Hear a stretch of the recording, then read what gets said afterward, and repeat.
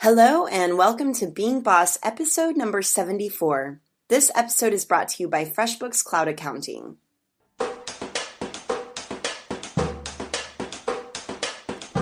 Being boss in work and life is being in it. It's being who we are, doing the work, breaking some rules, and even though we each have to do it on our own, being boss is knowing we're in it together. Today, I'm really excited to be talking to my friend and fellow creative, adorable Australian, currently living in Bali, Ezzie Spencer, who is the creator of the Lunar Abundance salon, a really awesome community of women who want to use the cycles of the moon to help bring abundance into their life with goal setting. And today we're going to be talking about Ezzie and her journey from lawyer to online community creator and nurturer, and dive into what Lunar Abundance is. FreshBooks Cloud Accounting is built for small business owners. Millions of service-based creative entrepreneurs are using FreshBooks to bill for their time and their expertise. But you guys, a lot of our listeners are still working day jobs and are just now getting their side hustle off the ground, and it is never too early to try FreshBooks. It allows you to get organized with your income and expenses. You will save time billing, you'll get paid faster, and you will be able to grow your business. FreshBooks is built to support the needs of growing businesses. On average, FreshBooks customers double their revenue in the first 24 months. This is so incredible, and I think it just goes to show that the amount of attention that you put on making money is going to pay off for sure. So check out FreshBooks. You can try it for free by going to freshbooks.com/beingboss and enter Being Boss in the How Did You Hear About Us section. All right, back to our show. Hi, Ezzie. How are you doing? Hello. I'm so good. I'm so happy to be here. Good. I'm stoked to talk to you. Ezzie and I met hysterically weirdly online a couple of months ago. I remember I was just trolling Instagram, as one does late in the evening sometimes, and I found your Lunar Abundance salon. You share really awesome graphics. Graphic designer deserves sincere high fives from me. Sharing really awesome Instagram posts about the phases of the moon and how to set intentions and sort of flow with the cycles of the moon to sort of bring abundance into your life. And I totally fell in love, followed you on Instagram, and then 2 weeks later you email me and you're like, "Hey, I love Being Boss. I think what you guys are doing are awesome. Let's connect." And I was like, "Shut up." I had already found you. You completely disconnected, found me, and we ended up meeting up on Skype, and it's kind of been a little bit of a love affair, I feel like, ever since. A total love affair. I squealed when you emailed back and said, "I'm just looking at your Instagram right now." Yeah. How small It was is this completely world? crazy for me. Yeah, I got the email. Whenever I got your email, I felt like, I don't know, the moon had sent me something beautiful. And try not to get too woo-woo here, guys. We got this. Well, but you know what? I actually want to jump in on that point because, and Ezzie, we'll let you talk in a second. This is our show. I'm just kidding. But one of the things, I've been signing up for your emails ever since Emily has been raving about you. And one of the things that I really feel from you is that while there is this woo-woo element to the moon, there's also a very real practical side to it. And you come across as a very grounded person. So just to set the tone, there's a little woo, but there's a lot of grounding. I could be wrong. Maybe we'll finish this interview and you're totally headed in the clouds.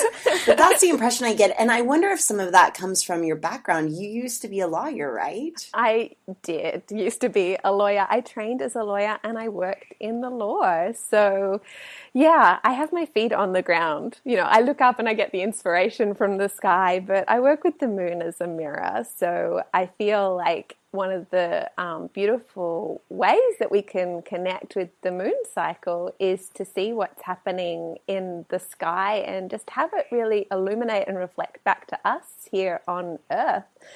and hear inside our bodies, like what's going on inside of us. So it's a bit sort of based on that idea of as above, so below, with us being here below on Earth, and Earth being a really great place to be. So, yeah. I love that. So I want to hear a little bit more before we dive into Lunar Abundance about your journey going from a day job or working as a lawyer to doing your own thing. We have so many bosses listening who are dying to get out of their day jobs. They have a side project that they're super passionate about. So I would love to hear how you turn this into a full-time gig. Totally. I love talking about this because it really was something which started by accident in a way and then evolved really slowly over time. And I think there's a lot in that for people who have got that sense of there being something else, something beyond that day-to-day life. And, I had this job where I worked really, really hard. Like, it was a pretty good job. I liked it. It was a good cause. I did social justice and law reform kind of work. So, it had meaning and purpose, but the law is a very heady intellectual place, as is many, corporate jobs. We're very stuck in our heads. We're disconnected with our bodies, with our hearts, with our creativity.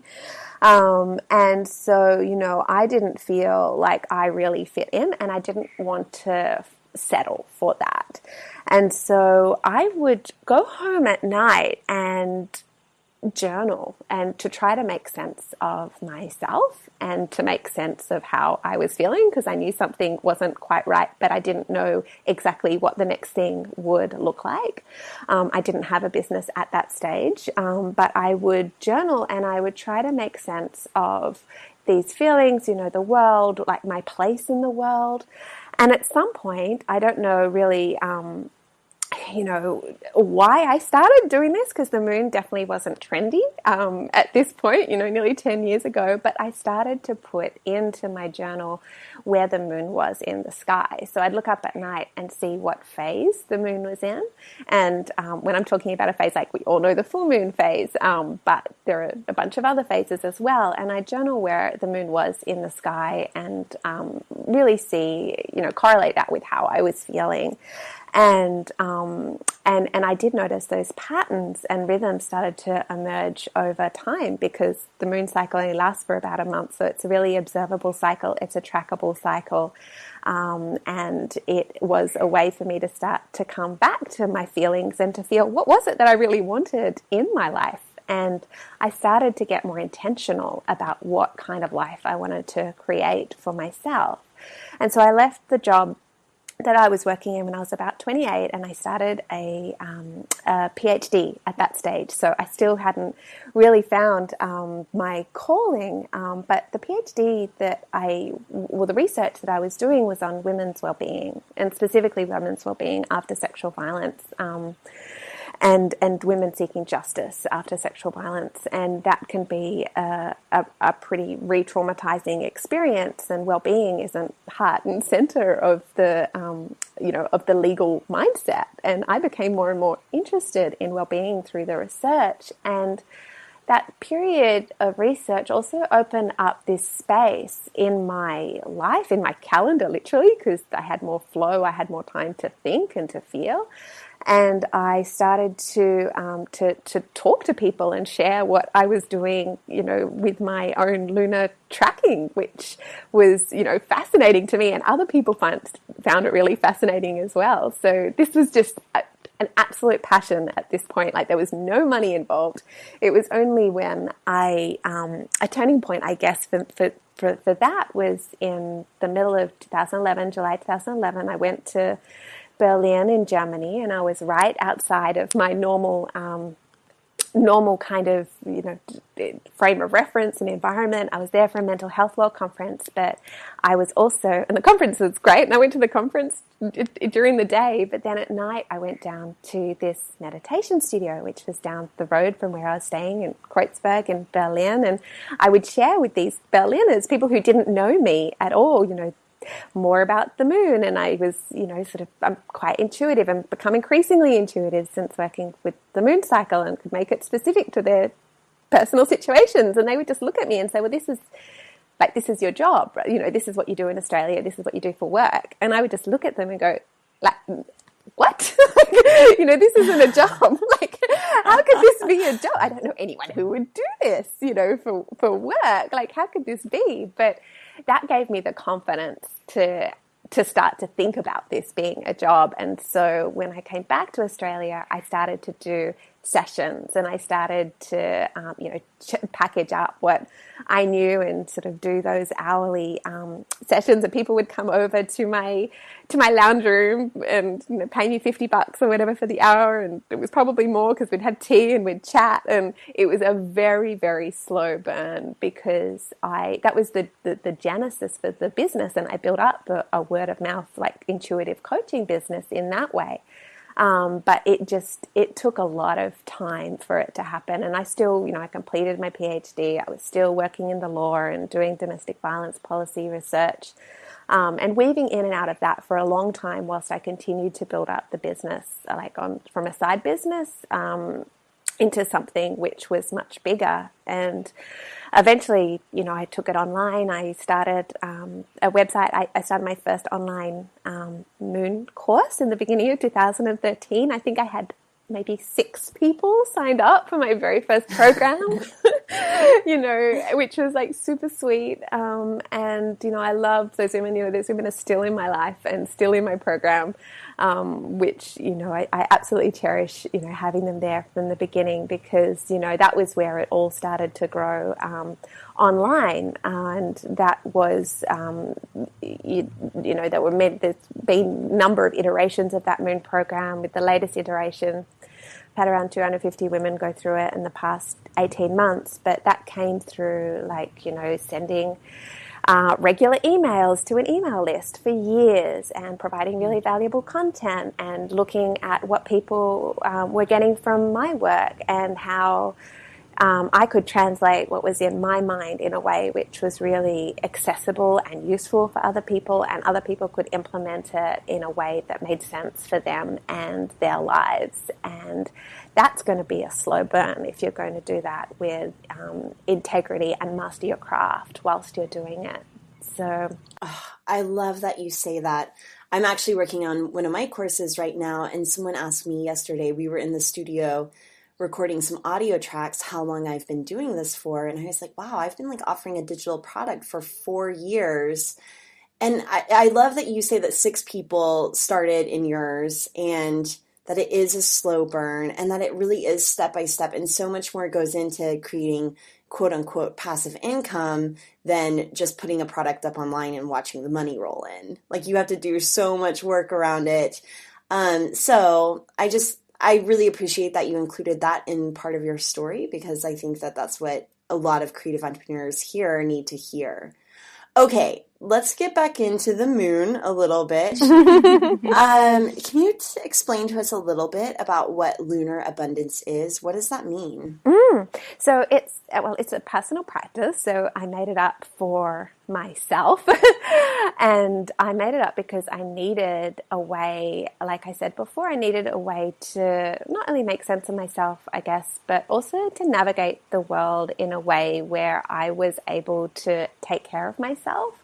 And one of the things which I didn't learn until, like, you know, I feel like pretty late in the piece, is the self-care piece, and taking care of myself and looking after myself, and not pushing all the time, not going at, 100 miles an hour, and not having to hustle in order to get things done.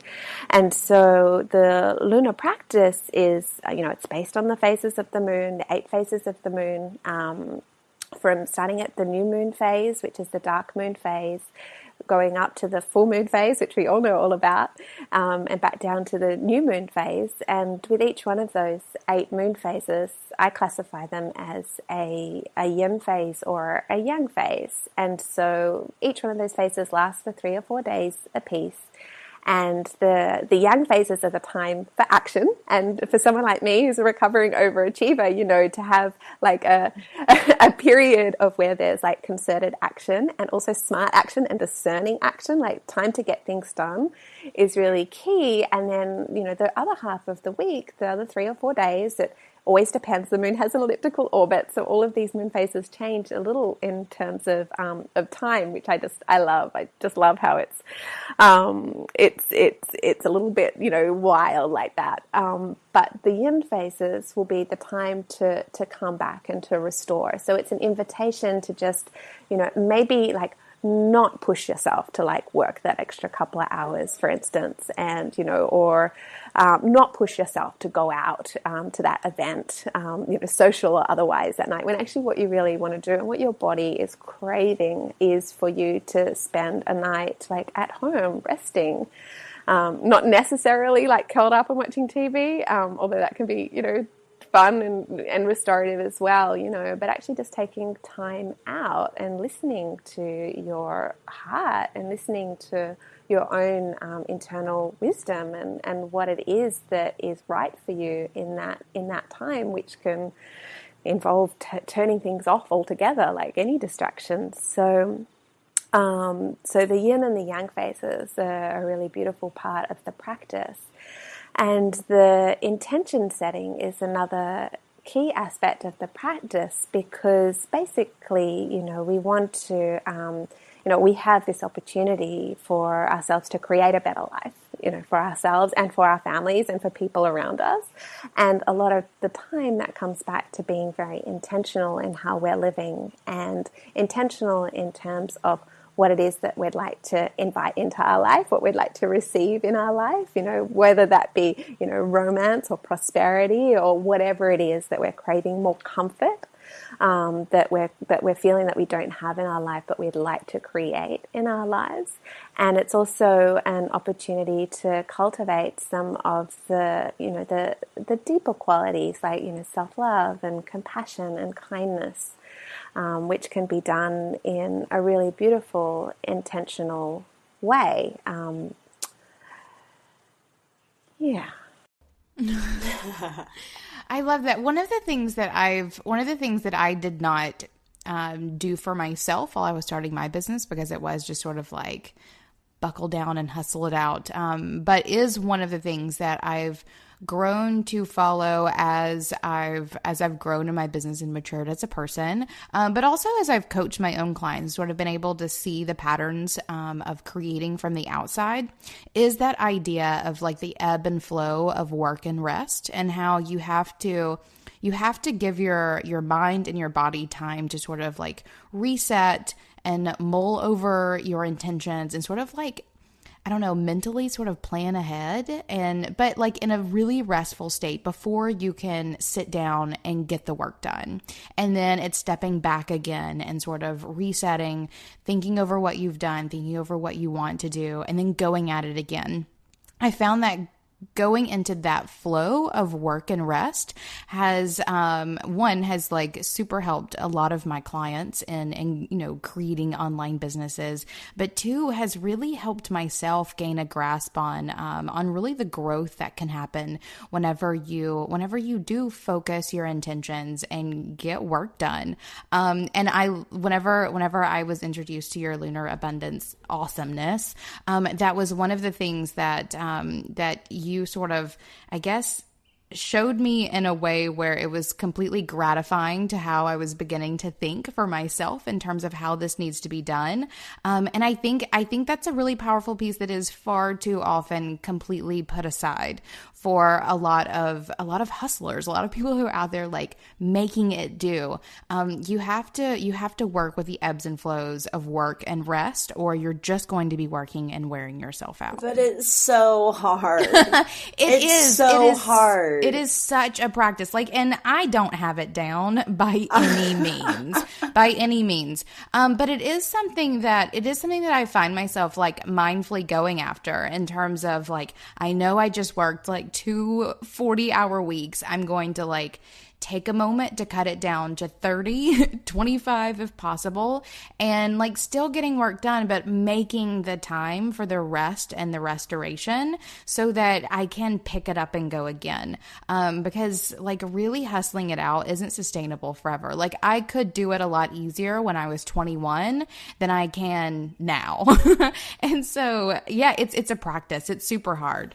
Can I share how I've reframed this in my mind a little bit as like a total workaholic hustler? Go for it. Okay, so I've actually started paying attention to the moon a little bit, probably within the last year. I started to feel like there is a connection. And what does it mean? Even if it does mean just tracking time. And we'll get into that with Ezzie. Like, does the moon really affect what we're doing and what we're up to and how we're thinking? But what I did notice is that while the moon is waxing, so while it's going from new moon to full moon, and this could be based off of nothing. I feel almost embarrassed sharing this in front of the moon expert. But while the moon is going from new moon to full moon, I am definitely in creation mode, and I can create and hustle. I've got so many content ideas. This is a good time to like really be tracking or keeping bucket lists of ideas going. And then whenever the moon is going from full moon to new moon, so a waning moon, that really is the time where I kind of give myself permission to rest. But as a workaholic hustler, what I find myself doing is hustling out what I want to get rid of. So I almost treat it as like the anti-hustle, where I'm making it a game to strip out anything that is unnecessary in my work, in my life, all of the above.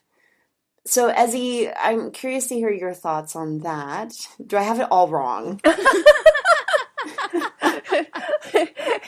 You know what is perfect is, and this is the ultimate message of the Lunar Abundance practice, which is tune in to yourself and your rhythms and your cycles and pay attention to how it is that you work in an optimal way and over time, for sure. So I feel like, for me, I like to work with the yin and the yang phases tend to come in pairs. So the new moon is a yang phase, and it starts off, so the lunar cycle starts off as a yang phase, so that meaning more of an action-oriented forward motion phase. And I find that, my own ebb and flow is around like moving forward, like leaning in for 3 or 4 days, and then pulling back for 3 or 4 days, and then leaning in for 3 or 4 days and pulling back for 3 or 4 days. I find that if I go hard for 2 weeks, like then I tend to be quite depleted. For the next 2 weeks. That sounds about right.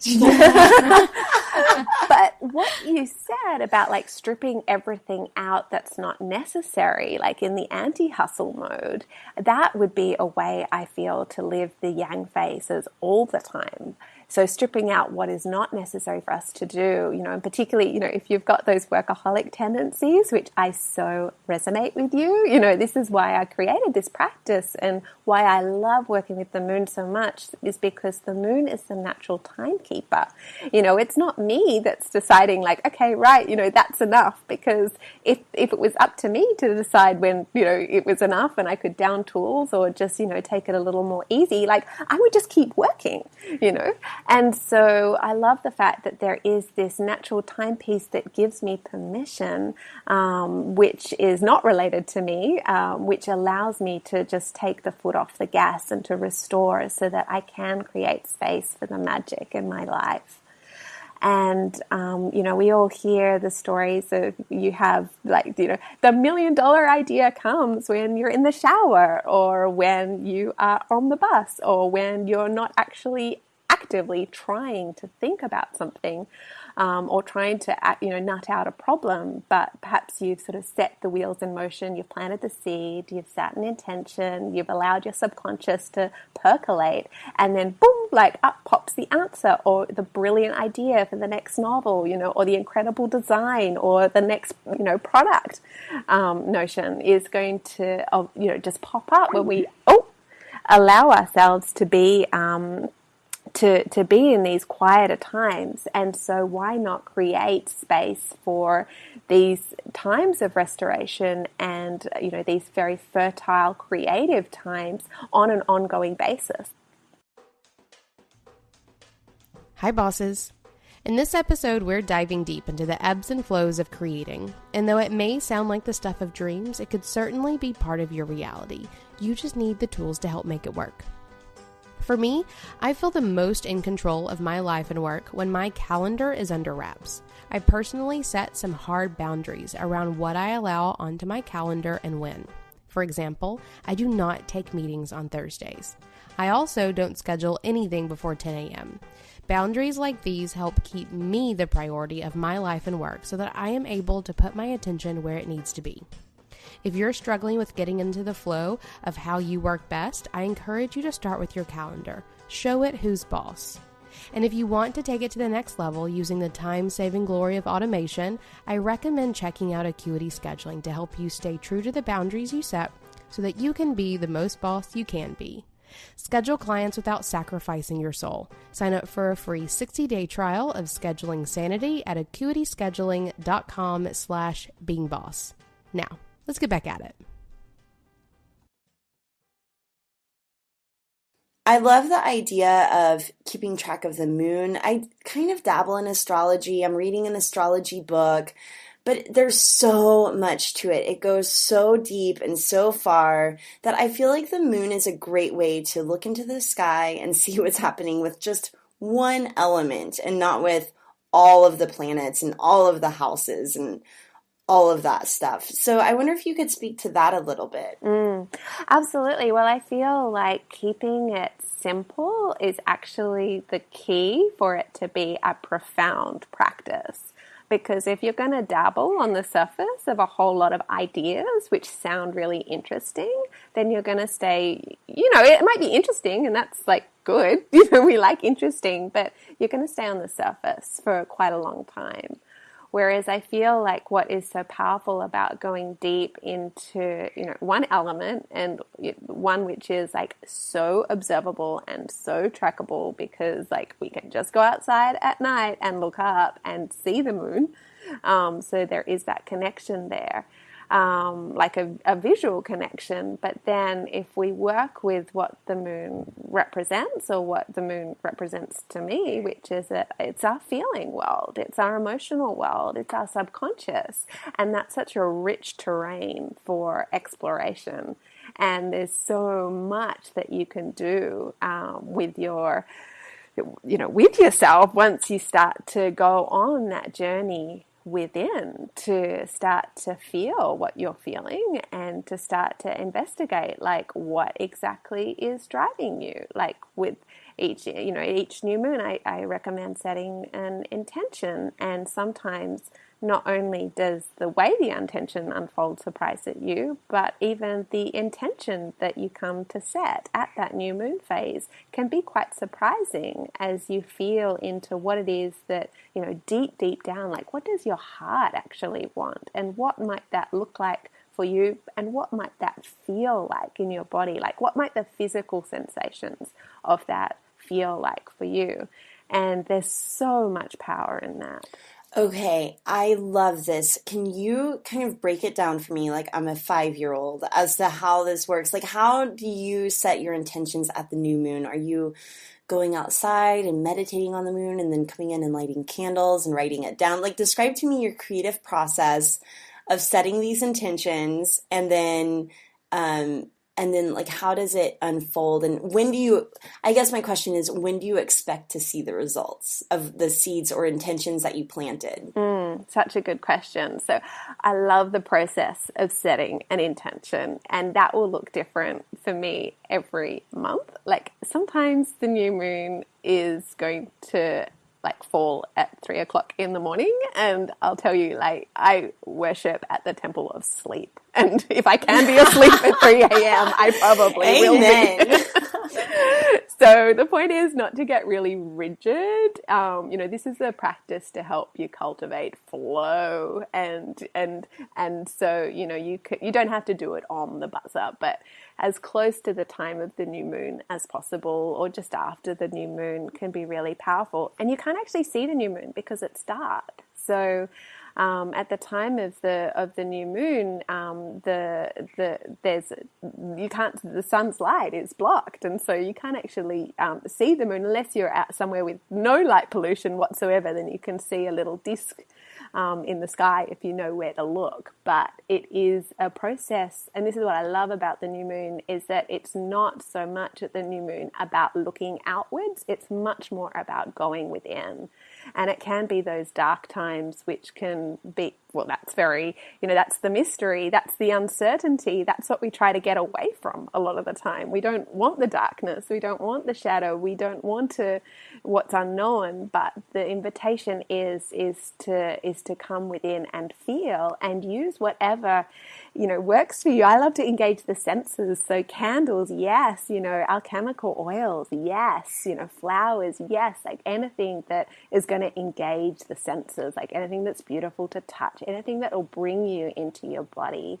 And I do a meditation at the new moon, and I feel into what it is that I want to cultivate in my life at that particular time. That often involves me reflecting on what's come to pass in the previous moon cycle, because, there's always another moon cycle. It just rolls on. It's the essence of abundance. There's always going to be another one. So reflecting on where I've been is an important part of the process when I'm thinking and tuning into where I am and where I want to go and what I want to cultivate. And then in terms of the results, when will I see results? That really depends on what the intention actually is. So, for instance, if it is something which is, around allowing myself to feel comfort, and that's something which I am feeling into in this particular lunar cycle that we're working with.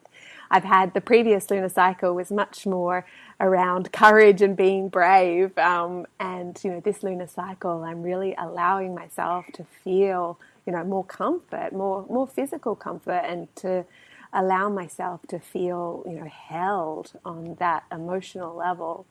And, that's something which has started to play out straight away in my external world.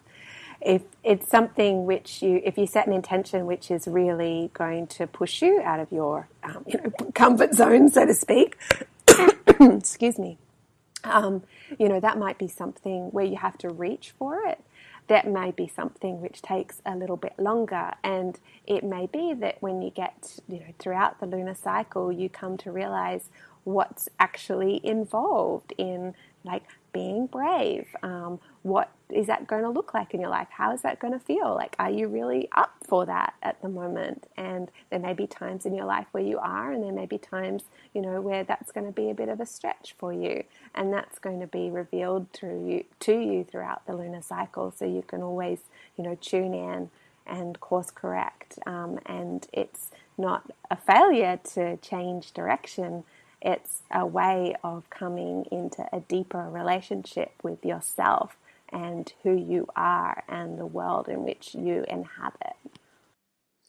There are a couple of things that really stood out about what you just said. And one is that process of setting intentions. I feel like as creative entrepreneurs, we're sometimes grasping for certainty, and we're looking for someone to just tell us what to do. And what I love about the way that you talked about setting intentions is that it can look like whatever you're feeling. So, maybe setting a theme for the intention and then getting physical objects that help represent that theme.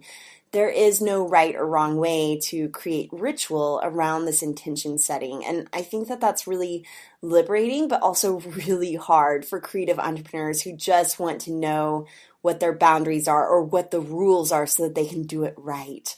So I love that there's no right or wrong way to do it. And the second thing that really stood out to me, oh gosh, no, I can't remember. I got lost on that initial process.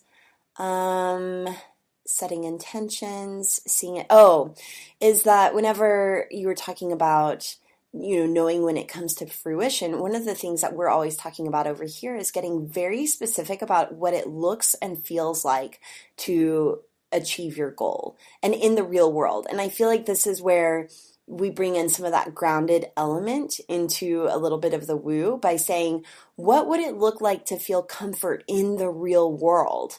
What would it look like to experience bravery or courage in the real world? And whenever you can get specific about what it looks like and maybe engage your senses there. What does it smell like? What does it taste like to feel, comfort and bravery and courage and whatever intention we're setting?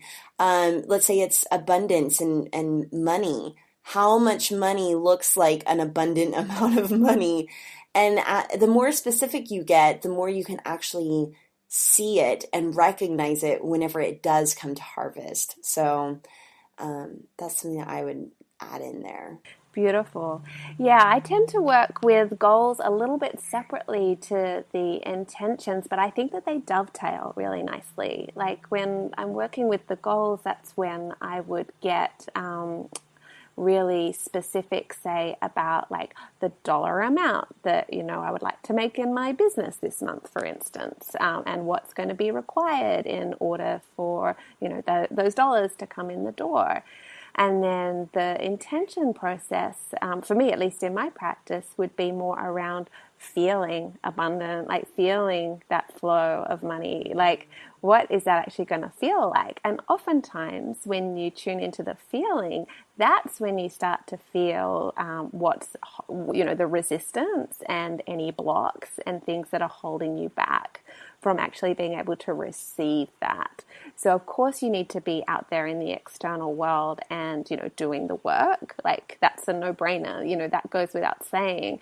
But then also when we tend to highlight that or emphasize that a lot of the time, I think in our culture, like the external doing, but then drawing back to the internal being and feeling and being able to receive, not just like initiate and do, but be able to like receive what's coming to us can sometimes be incredibly challenging, but the most potent aspect of the process to sync up the internal and the external in that way.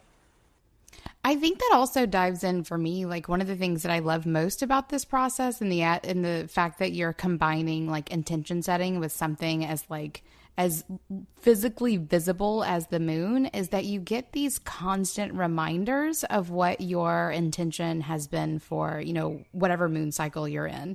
So every time you're out in the evening and you look up and you see the moon, because I'm definitely one of those people that like, I'm always saying, oh my God, look at the moon. And everyone's like, okay, Emily, we see it. But for me, every time I look up and see it, it's a reminder that like, I want to feel this way. And it brings that feeling back to me in times when I'm not intentionally sitting there like being mindful of my intention, but seeing the moon will remind me that I've set this intention and sort of bring that feeling up for me. And I think that having that like constant like daily visual reminder to get back into that feeling is one of my favorite parts of this process. It's so powerful. I love that it's there. It's so subtle. And you can really, sort of see the moon and go, oh, that's the moon in the sky. But when you do start to work consciously with the moon cycle, then you really see the moon. And it does, like, it plays that role as mirror. It just, triggers you to come back within and focus on how you're feeling and to return to that intention exactly as you said, Emily. And I feel like one of the things which we become really good at is like the new thing. So like setting the new intention at the new moon. It's like the new shiny object. Like, what will it be this month? Like, that could be a really exciting part of the process. But then sitting with your intention every single day, returning to your intention every single day is also an intrinsic part of this practice, because what that cultivates is that sense of commitment and discipline and coming back and not just running away where things get a bit icky or hard, or maybe there's not immediate movement, like practicing patience and trust and to do it with just the support and the illumination of, this just beautiful orb in the sky. It's just so cool. Okay, so here's my question. I really want to believe in all of this, and with all things woo. Like, I want to feel that crystals actually do carry vibrations, and I want to feel that the moon phases really do affect what's going on with me internally and how I present externally. So, but then there's always this little piece of me, and I think that this is where the faith part comes in with whatever you believe in that is not like real or tangible. But I'm curious to hear your thoughts, Ezzie, on like, does the moon really affect us in our creativity and in our cycles and in the yin and the yang? I would love to hear your thoughts on that. Like, do you ever feel doubtful? Do you ever question your belief in the moon? Oh, well, here's the thing. I feel like, there are plenty of theories like, the moon, it's a gravitational pull, like the moon affects tides and, we have a significant amount of water in our body, so the moon will obviously affect us. But I don't feel like, any of those theories have been proven to a degree which I'm satisfied with, and here's the lawyer in me. Right. Where, I know that I am seeing results with following this practice. And so I feel like, that like effectiveness being a measure of success for me is really important. And so the way that I work with the moon in Lunar Abundance is as a natural timekeeper. So I'm not looking at the moon as making us do anything, because I think that's actually profoundly disempowering. So, if we're looking at like, oh my God, like it's the full moon, like it's made me crazy, I don't feel like that's necessarily that helpful or indeed true. So I feel like, tuning in and noticing how you are feeling at all of the different moon phases is a way for you to come back into connection with yourself and all of your cycles and all of your rhythms. And so I've found a practice with, the yin phases and the yang phases, which really works for me. It's helped me to be able to, transform my own life, partly because, I teach this now as a practice because people want to learn from me, and I love to share it, and the women that I teach it to also see results in their lives. So I'm like, okay, there's something in this which goes beyond me, but I feel like, the deeper essence of the practice is around self-knowledge, and it is around, intentional living, and it is around getting clear on who we really are and what life we want to create for ourselves. And the moon is here just, they're always in the sky, like just always, keeping her rhythm, keeping her cycle, and allowing us to connect in with her if we want to. So that's definitely part of it. I feel like in terms of like having those downtimes, like the yin phases, they are so important for me, for creativity and creative flow, because, that's when I do my most creative work, in the yin phases. And I'm a writer, and I love just to do that free form writing and flow. And, the yin phases are not a time for me to like put my feet up on the and just, do nothing, as great as that would be. I'm still needing to work, but it's an invitation for me to consider how I work. And so, I do find that when I get out of the way and stop trying and stop pushing, that's when the creative flow just tends to, emerge naturally and just flow through me. So that sort of that pulse of the pushing forward and the pulling back, leaning in and leaning back, the restoration and the more sort of action oriented, like let's get this done because it has to get done kind of work, is a rhythm that just works so beautifully for me in my work, but then also in my life. So, whether or not it is hooked to the actual moon phases, or whether the moon just provides that clock in the sky, I don't really know. But what I do know is that it works. I love that. It's all you need to know. Whenever I was a kid, my grandmother worked as a nurse at a nursing home, and I remember every now and then she would have to go to work on a full moon, and she always talked about really dreading those evenings because, in the way she would put it, don't be offended, is that the old people would be crazy. And that for me was a time in my life whenever I really started like thinking about the moon cycles and how, I don't know, how it could affect you. And I agree with you. Like, I'm on the exact same stance in terms of like, it is just this disc in the sky, like what, and it's so far away, how could it have any real effect on us? But then same thing, like I see how it how it affects my life in terms of if I'm being mindful of its presence. And one, if I'm being mindful of its presence, then I am looking at the sky. I'm taking a moment to live in the moment, and to be present to where I am, when I am, to notice like the natural world or like outer world around us. And I think more so than thinking in terms of like, does this have a direct effect on me? In terms of, is it like pulling me and my emotions in any direction? More so than that, it is about like being very mindful of where you are in this moment and what it is that you want to be feeling. I think that, any of us could take this as woo as we want it to go, but there is some sincere practicality with it in terms of using it as a clock or a calendar to set intentions to like get 13 cycles of more awesome in your year than you would if you weren't paying attention to it at all.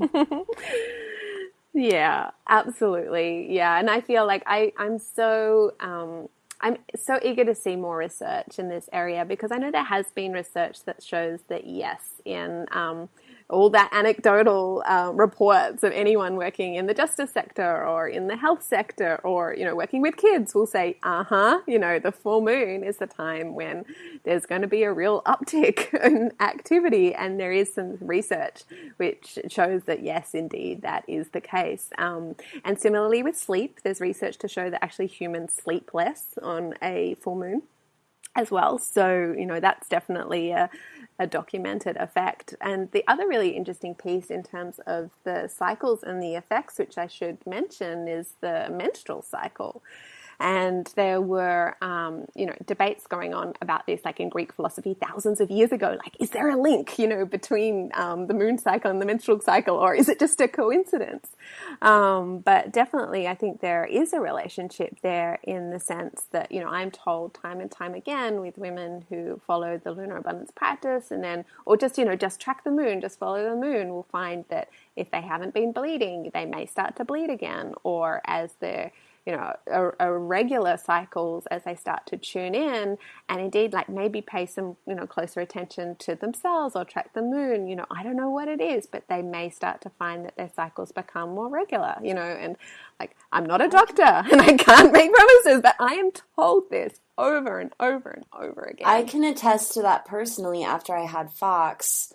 TMI for maybe our dude listener. Well, whatever. You guys love us.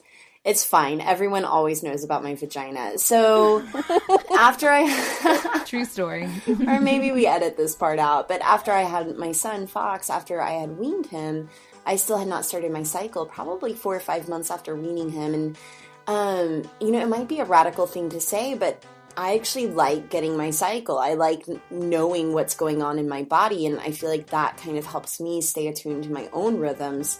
So I started paying attention to the moon, and really it was nothing more than paying attention to what phase the moon was in, and within 15 days I had started my cycle again after not having it for 3 years, including or maybe 2 years of being pregnant and then nursing and then finally weaning. So I've personally experienced it, and I know that a lot of women have also wondered how to get into cycle with the moon. So I think it's interesting that just paying mind to the moon and the phases that it's in will kind of help you align yourself. Absolutely. Tracking the moon can have tremendous effects, just even in and of itself. Noticing where the moon is in the sky and journaling about what's going on internally for you, whether that be feelings, emotions, bleeding, or, any and all of the above. Ezzie, it has been so awesome talking to you. Thank you for spending so much time with us. Can you let our listeners know where they can find more about you? Yeah, it's been such a pleasure. I am at lunarabundance.com is my website, and I do have a lunar planner, which has all of those dates of the moon phases. There's one for the Northern Hemisphere as well as the Southern Hemisphere, which is free, which you can download from my site. And I'm Lunar Abundance in all of the social places, and Instagram's probably my favorite. Thank you for listening to Being Boss. Please be sure to visit our website at beingboss.club, where you can find show notes for this episode, Listen to past episodes and discover more of our content that will help you be boss in work and life. Did you like this episode? Please share it with a friend and show us some love by leaving a rating and review on iTunes. And if you're looking for a community of bosses to help take your creative business to the next level, be sure to check out our exclusive community at beingboss.club/clubhouse, where you get access to our closed and very vibrant Slack group, monthly Q&A calls with Kathleen and myself, a book club, and more. Cultivate your tribe and find your wolf pack at beingboss.club/clubhouse. Do the work, be boss, and we'll see you next week.